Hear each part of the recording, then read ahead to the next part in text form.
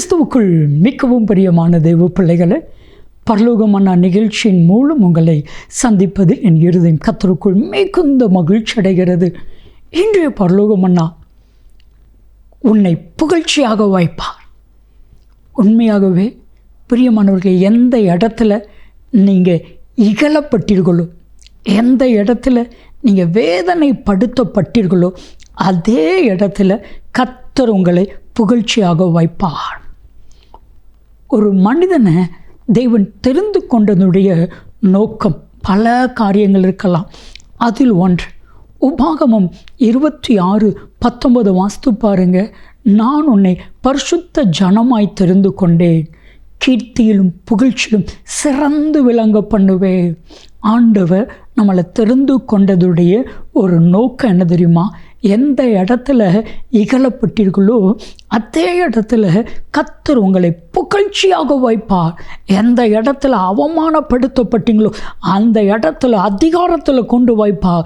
எந்த இடத்துல கேவலமாக எண்ணப்பட்டீங்களோ அதே இடத்துல கீர்த்தியும் புகழ்ச்சியுமாய் கர்த்தர் உங்களை வைப்பார். என் அன்பு தேவ பிள்ளைகளே, முழு வேதாகமத்திலும் யார் யாரெல்லாம் அவமானப்படுத்தப்பட்டாங்களோ, யார் யாரெல்லாம் எல்லாராலும் இகழப்பட்டார்களோ அத்தனை பேரையும் கர்த்தர் புகழ்ச்சியாக வைத்திருக்கிறார். ஒரு சின்ன உதாரணம் சொல்லுகிறேன். எஸ்தரின் புத்தகம் 9வது அதிகாரம் 4ஆம் வசனத்தை நீங்கள் வாசித்து பார்த்தீங்கன்னா, அரண்மனையிலே மொர்தெகாய் பெரியவனாய் இருந்தான். அவனுடைய கீர்த்தி உலகமெங்கும் பரம்பிற்று. ஆனால் இந்த மொர்தெகாய் யார்? வாசலை திறந்து விடுகிற ஒரு காவல்காரன், ஒரு செக்யூரிட்டி. ஆனால் அதே மனிதனை கர்த்தர் அரண்மனைக்கு மேலே கீர்த்தியும் புகழ்ச்சியுமாய் வைத்தாரே. ஏன் உங்களை வைக்க மாட்டாரா? கலங்காதீங்க, கர்த்தர் செய்வா. யோபு 42:2 தேவரீர் சகலத்தையும் செய்ய வல்லவர், நீ செய்ய நினைத்தது தடைபடுவது இல்லை. செப்பனியா 3:20 நீங்கள் வாஸ்து பாருங்க. கர்த்தர் உன்னை புகழ்ச்சியாக, உன்னை கீர்த்தியாக வைப்பா என்று செப்பனியா என்கிற தீர்க்கதரிசி இஸ்ரவேல் ஜனங்களை சொல்லுகிறான்.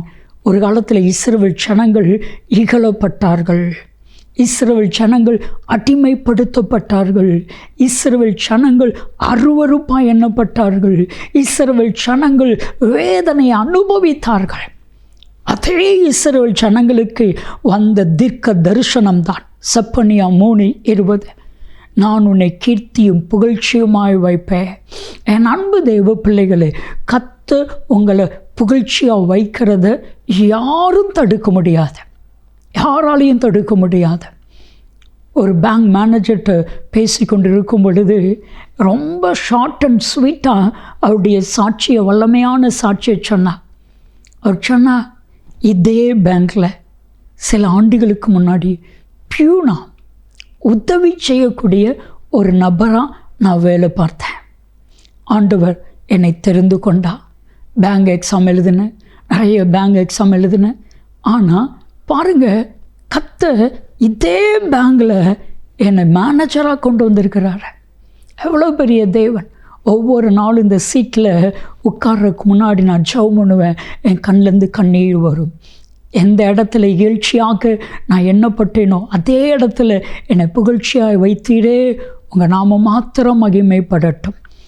என் அன்பு தெய்வ பிள்ளைகளே, உங்கள் மூலமாக கர்த்தருடைய நாமம் மகிமைப்படும்படிக்கு எந்த இடத்துல அவமானப்படுத்தப்பட்டீர்களோ அதே இடத்துல புகழ்ச்சியாக கர்த்தர் உங்களை வைப்பா.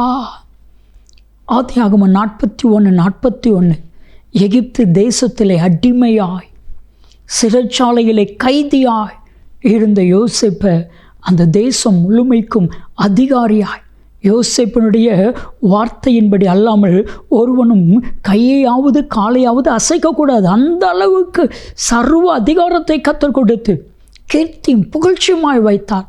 உங்களையும் அப்படி வைப்பார். செபிக்கலாமா? அன்பின் பரலோக பிதாவே, ஓமை துதிக்கிறோம், ஸ்தோத்திரிக்கிறோம் அப்பா.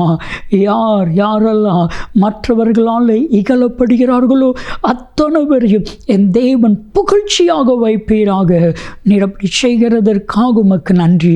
இயேசு கிறிஸ்துவின் நாமத்தில் ஜெபிக்கிறோம் ஜீவனுள்ள பிதாவே. ஆமென், ஆமென்.